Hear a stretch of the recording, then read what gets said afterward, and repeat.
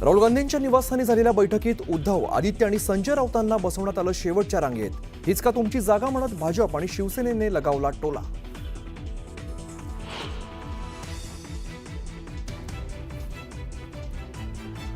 रांगेवरून टीका करणारे भंपक लोक तर प्रेझेंटेशन नीट दिसावं म्हणून ते मागे बसले. सत्ताधाऱ्यांकडून ठाकरेंवरती होणाऱ्या टीकेवर राऊतांचं प्रत्युत्तर.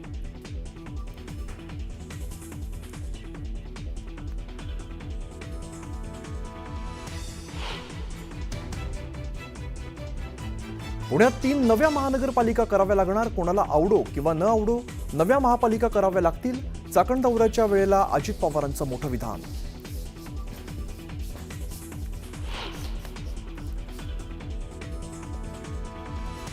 चाकणमध्ये पाहणी दौऱ्याच्या वेळेला अजितदादांनी पोलीस आयुक्तांना खडसावलं. पोलिसांनी वाहनं रोखून धरल्यामुळे अजितदादा आक्रमक.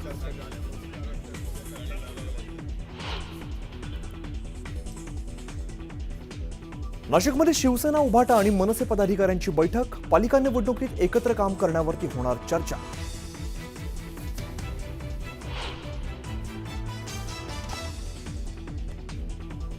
सोलापुरात पडळकरांच्या कार्यकर्त्यांचं अपहरण आणि मारहाण. कर्नाटकमध्ये नेत शरणू हंडेला मारहाण केल्याचा आरोप.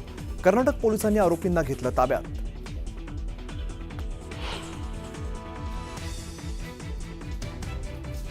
अजित पवारांचा पक्ष बिहार विधानसभेची निवडणूक लढवणार. बिहारमधील काही जागांवर एक स्वतंत्र उमेदवार देणार. कार्यकर्त्यांशी चर्चेनंतर जागांबाबतचा निर्णय होणार, सूत्रांची माहिती.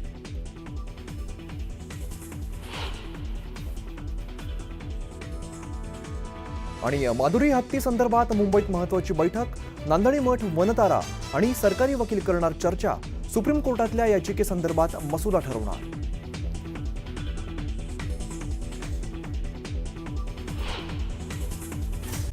नरेश म्हस्के सर, आपण आज सकाळी ट्विट केलेला आहे. खास करून राहुल गांधींच्या कार्यक्रमात जो काल त्यांची डिनर डिप्लोमसी जो शब्द वापरला गेला इंडिया आघाडीच्या वतीनं, त्या संदर्भात काय तुमचं ट्विट होतं?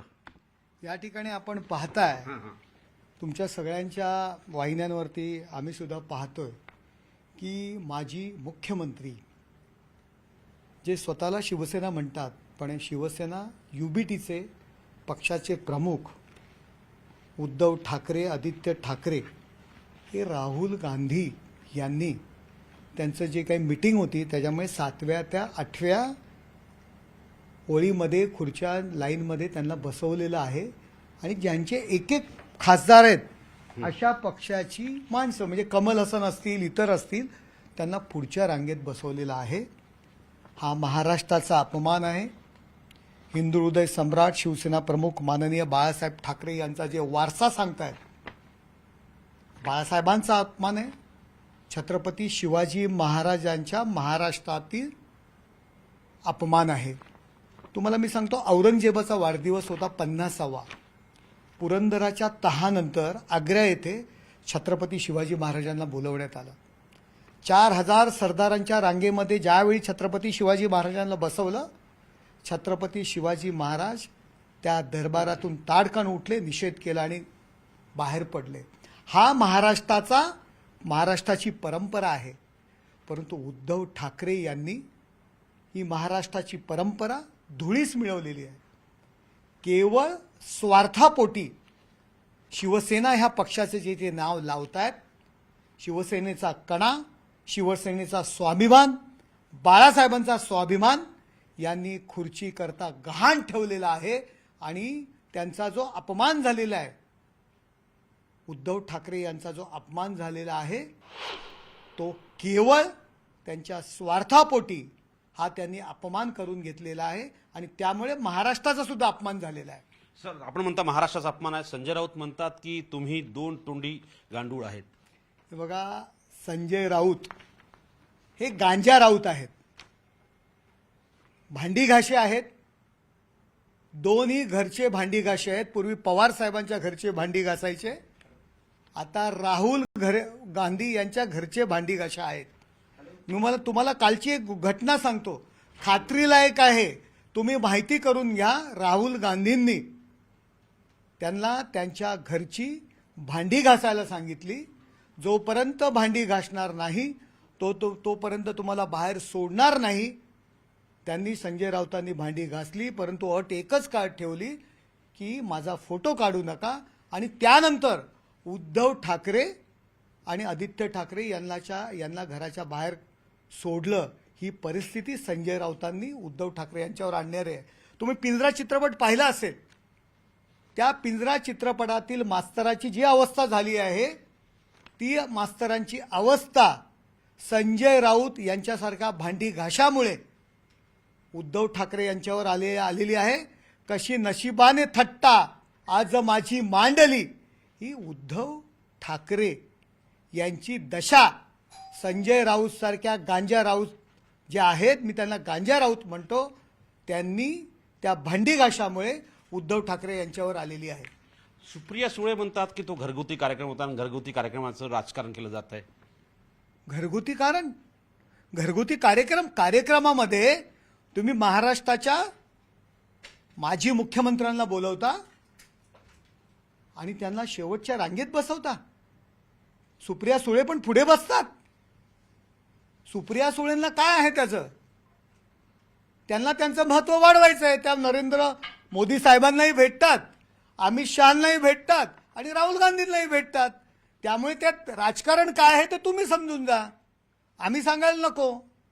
विविध कारणावरून, वेगवेगळ्या कारणांवरून ते वेगवेगळ्या जणांना भेटत असतात. त्यामुळे सुप्रिया सुळे काय म्हणतात त्याच्यावरती डिपेंड नसतं. आणि सुप्रिया सुळे तर संजय राऊतांची बाजू घेणारच ना. एक भांडी घासाचं काम त्यांच्या घरी ते करत होते, त्यामुळे ऑटोमॅटिक बिनपगारी त्यांना नोकर मिळाला होता, त्यामुळे ते त्यांचीच बाजू घेणार. सर, ज्या पद्धतीनं आपण म्हणताय की साधारणतः ज्या पद्धतीनं उद्धव ठाकरेंची उंची कमी करण्याचं काम संजय राऊत करतात, राहुल गांधीच्या घरी जातात, सोनिया गांधीच्या घरी जातात. सर, आपण सुद्धा शिवसेनेत कार्य केलं, त्यावेळेस देखील संजय राऊत तुमचे मित्रच होते, पण आता एवढं टीका का तुमच्यावर करतात? हे बघा, संजय राऊत यांना आम्ही महत्त्व देत नाही, परंतु कधी काळी उद्धवजी आमचे नेते होते. आज आम्हाला ते मिंदे म्हणतायत, परंतु कालच्या ह्या फोटोमध्ये तुम्हाला कळलं असेल की मिंदे कोण झाले. भाजपाबरोबर आम्ही नरेंद्र मोदींजींना भेटतो, अमित शहांना भेटतो, ते आमच्यावर टीका करतात. परंतु शिवसेना भाजपा युती ही नैसर्गिक महायुती आहे, हिंदुत्ववादी विचारसरणीची युती आहे. गेले कित्येक वर्ष महाराष्ट्रामध्ये ही युती पुढे सुरू होती. आम्ही एका विचाराचे पक्ष आहोत, परंतु काँग्रेस आणि शिवसेना कधीच जमलेलं नाही आहे. या काँग्रेसच्या विरोधात लढताना कित्येक शिवसैनिकांच्या संसाराची राख रांगोळी झालेली आहे. त्या केवळ संजय राऊतासारख्या माणसामुळे आज उद्धव ठाकरे यांच्यावर ही वेळ आलेली आहे. बाळासाहेबांची शपथ, आम्हाला नाही कणा, पण राहुलजी कृपा करा, आम्हाला आपलं म्हणा. ही वेळ उद्धव ठाकरे आणि आदित्य ठाकरेंवरती आलेली आहे. सर, हा महाराष्ट्राचा अपमान आहे. सर, संजय राऊत म्हणतात की स्क्रीन स्पष्ट दिसत नव्हती म्हणून ते मध्यभागी बसले होते, मागच्या रांगेत येऊन बसले होते, आणि त्यांनीही स्पष्ट केलं की उद्धव ठाकरेंना स्पष्ट संपूर्ण महाराष्ट्राचं जे राजकारण झालं आहे ते पाहायचं होतं, म्हणून ते मध्यभागी त्या मागच्या रांगेत बसले. मी संजय राऊत यांची प्रेस कॉन्फरन्स कधी पाहत नाही, परंतु आज मुद्दाम पाहिली. तुम्ही त्या प्रेस कॉन्फरन्समधलं एक वाक्य काढा. त्या वाक्यामध्ये ते म्हटलेलं आहे, महत्वाची लोक पुढे बसली होती, ज्येष्ठ नेते पुढे बसली होती. ही जर ओळ त्याच्यामध्ये नसेल तर मी आत्ता तात्काळ माझा खासदारकीचा राजीनामा देईन. हे त्यांची ओळ आहे. महत्वाची लोक, ज्येष्ठ लोक पुढे बसली होती. म्हणजे उद्धवजी महत्वाच्या लोकांमध्ये येत नाहीत, ज्येष्ठ नेत्यांमध्ये येत नाहीत का? आपल्याच प्रेस कॉन्फरन्समध्ये आपण म्हटलंय. हे बघा, राहुल गांधी यांनी, मला असं वाटतं की त्यांना मीटिंग करता वेळही दिली नाही, सेपरेट मीटिंग करता वेळ दिली नाही. त्यानंतर त्यांनी माध्यमांमधून बातम्या पेरा असं सांगितलं काही लोकांना की आमची त्या बैठकीनंतर ते जे काय डेमो होता त्यानंतर आमची सेपरेट मीटिंग झाली, अशा बातम्या पेरा माध्यमांमध्ये, असा काही लोकांना सूचना दिल्या. हेही मला कळतंय. काय ही वेळ आलेली आहे. अरे, दारोदारी तुम्ही फिरायला लावताय.